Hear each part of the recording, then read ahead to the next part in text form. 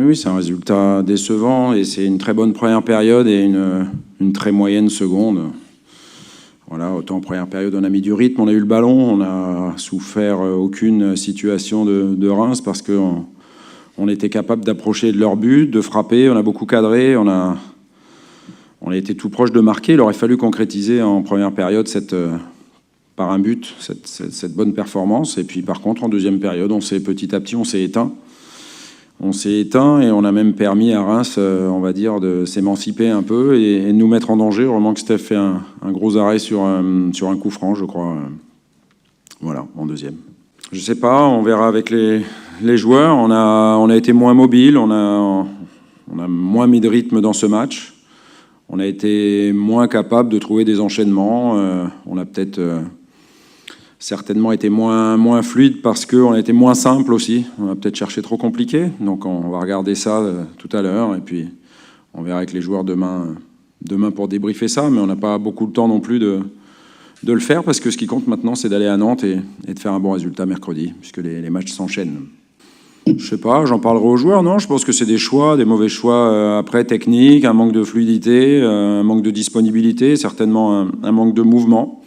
Donc on va étudier ça parce qu'il faut, quand on rencontre ce genre d'équipe, c'est vrai que de toute façon il faut ouvrir le score puisqu'ils défendent très bas, ils défendent très bien, mais tant qu'on n'a pas ouvert le score, ils sont pas obligés de sortir. Donc il faut être capable de débloquer les situations et de faire un match plein, complet.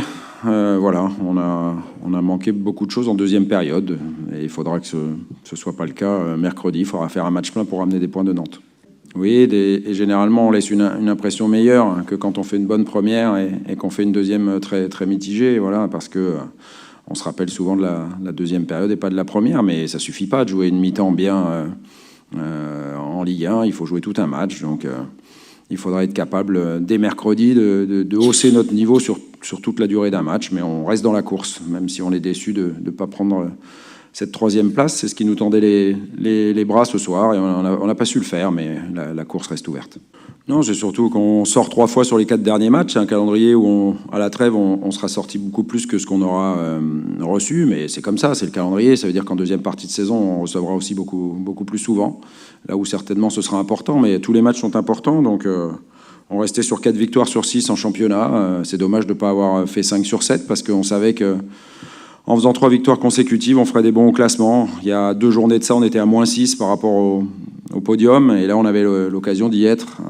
Bon, j'espère ce n'est que partie remise, mais comme vous l'avez souligné, ça passera par des bonnes performances sur les prochains matchs, et notamment celui de mercredi.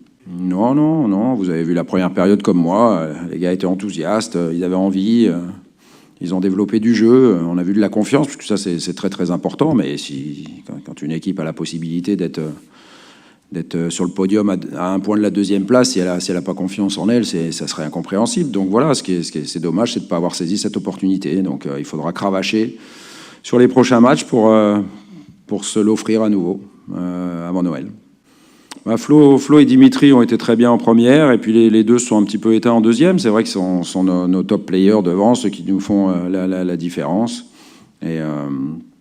Et on a besoin d'eux, effectivement, sur toute la durée du match. Mais on aura besoin d'eux mercredi, dimanche prochain et pour la suite. Donc voilà, ça peut arriver. Il faut aussi rendre le mérite à Reims, qui est vraiment une équipe qui défend très très bien, on le savait, et qui est pas là par hasard, quoi. Voilà. Moi, j'ai confiance en eux. Ce sont mes attaquants de pointe. Donc bien évidemment, j'espère qu'ils vont marquer rapidement. Il n'y a que comme ça qu'effectivement, ils seront... et bien eux dans leur football et dans leur jeu, et ensuite qu'ils seront appréciés par le Vélodrome. Le Vélodrome attend de ses attaquants qui marquent, tout simplement. Il n'y a rien d'anormal à ça. Après, c'est plus facile quand vous avez vos supporters derrière vous que contre, mais bon, j'ai trouvé qu'il n'y avait pas de démesure à Mitro, quand il rentre, de marquer. Malheureusement, c'est pas de sa faute. Ce soir, je pense qu'il a manqué de munitions, lui, quand il a joué. Contrairement à la première période, il valait mieux être en première période qu'en deuxième dans cette équipe. Voilà, tout simplement. Tous les matchs sont importants. C'est toujours le prochain le plus important. Donc c'est mercredi, c'est Nantes. C'est un match difficile, c'est une bonne équipe. Voilà, maintenant, comme on a perdu 2 points chez nous, ce qui était assez rare depuis le début de saison, il faut aller les rattraper à l'extérieur. Donc même si on sait que ce sera très dur, il faut aller à Nantes avec ambition et pour rester dans ce peloton-là derrière le leader qui est loin de tout le monde, et dans ce peloton où tout reste accessible pour tout le monde. Merci. Bonne soirée.